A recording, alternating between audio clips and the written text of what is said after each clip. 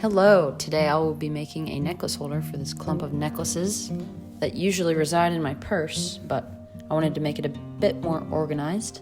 So I'm going to start off with some old plywood of different thicknesses and my scroll saw and of course, trusty dusty pencil.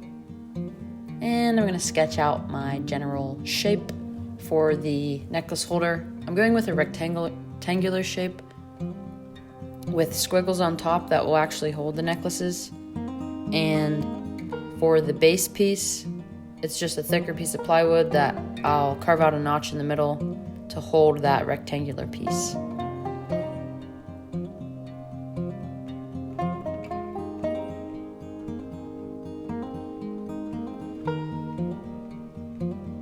Then, once we get the scroll saw plugged in, we can start cutting away.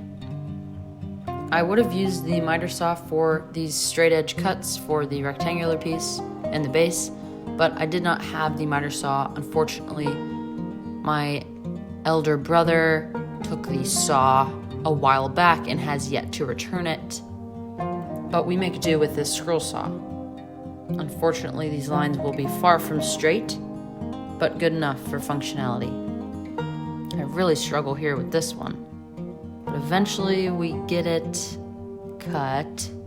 Eventually, boom. And then we can do the squiggly cuts. So these are made possible by the Craftsman scroll saw. Because the blade is very small, it can make those tight curves, which makes it possible to cut out these squiggles. So exciting.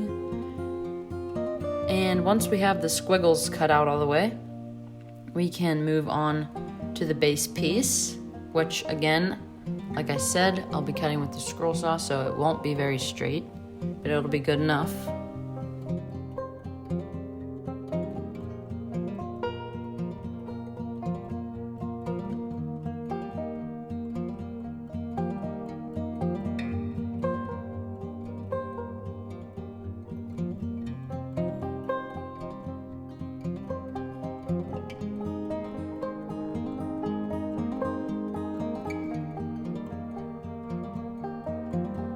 Then we can sand these pieces down with the old belt sander.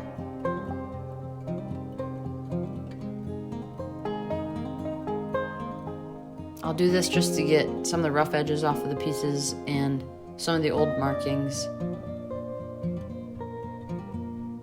I also try to do a beveled edge for the base piece, and I just do this by rounding over the edges with the belt sander and kind of sanding it down until I get the shape that I want, as you can see here. And then I go in with the rectangular piece and mainly just try to get those old markings off. I try to do a little bit of the beveled edge here too, but not as defined as the base piece.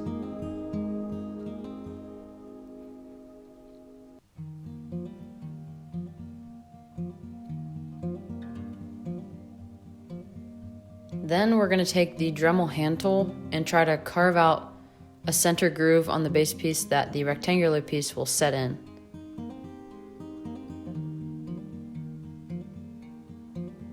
I'm going to use a router bit for the Dremel, as you can see here. Oh, looks like there's a gnat on my hand. Just flick that off.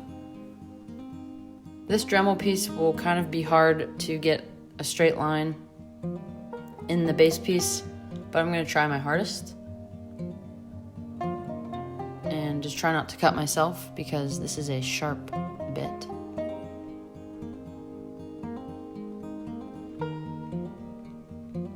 When I make stuff for myself, I don't really aim for perfection, just more functionality, but I try a little bit harder for things that I'm giving to other people. So here I'm going to sketch out the center line that I'm going to carve out with that Dremel bit.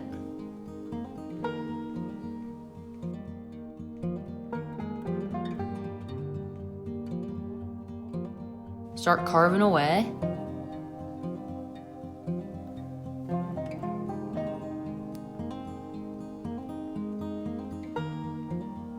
I go probably a 1/4 inch deep with the carving and try to go long enough to fit it in, but it did not quite fit. So I'm gonna have to extend that groove with the bit. and then the rectangular piece should be able to fit in after I extend that. Then I try to go in with a rough sanding of the groove just to get some of those frays out of there. Try to clean up the edge a little bit, but as you can see, it's pretty janky looking. Then I try to just sand in between these squiggles, again for a little bit of a smoother finish. Still looking janky though. Surprisingly, this fits in like I planned and stands up like I was intending for it to do. Nice thumbs up there. I just had to test it out to see if it would fit my necklaces, and lo and behold, it does not. It's a little bit too short, but you can shorten the necklace and it works okay. Then here, I'm just testing it out for no reason, just because I think it looks cool. But finally, to finish it off, we're gonna paint the whole thing white for, you know, that modern feel. I'm too lazy to extend this tarp with my hand until then, so I tried to kick it, but it didn't work. And then for the spray painting, I have no patience with that, so I usually just spray on a really thick coat and it never dries. And then I have to wait really long for it to dry. Can't get the cap off here for some reason. Oh, there it goes. And then once I finish that off, the whole thing will be white, and as you can see here, there's a lot of weird specks that dried underneath the paint, but that's fine, I guess. And here's the finished product. Boom.